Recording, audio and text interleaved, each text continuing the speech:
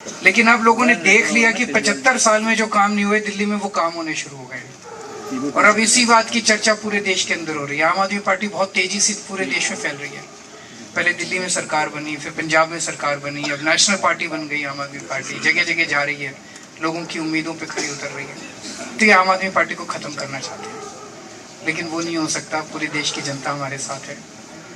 अगर आपके कोई प्रश्न है तो आप एक दो प्रश्न। सब कुछ पूछा उन लोगों ने। ये नीति शुरू कैसे हुई, आपने कहाँ से शुरू किया, क्यों शुरू किया, वहां से लेके अंत तक सारा आप ये मान के चलो कि 2020 से लेके और अभी तक के जितनी डेवलपमेंट्स हैं सबके ऊपर लगभग 56 क्वेश्चंस उन्होंने पूछे। सर, उनके सवालों से आपको क्या लगा कि सीबीआई के पास क्या आधार है और क्या आपको आगे भी बुलाने के लिए उन्होंने कहा है? ऐसा मुझे कोई इंडिकेट नहीं किया कि वो आगे बुलाएंगे।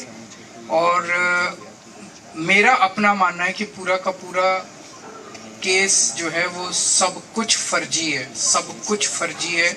इतना सा भी सबूत या इतना सा भी एविडेंस उनके पास नहीं है ये कहने के लिए कि आम आदमी पार्टी ने कुछ गलत किया है, हमारी सरकार ने कुछ गलत किया है।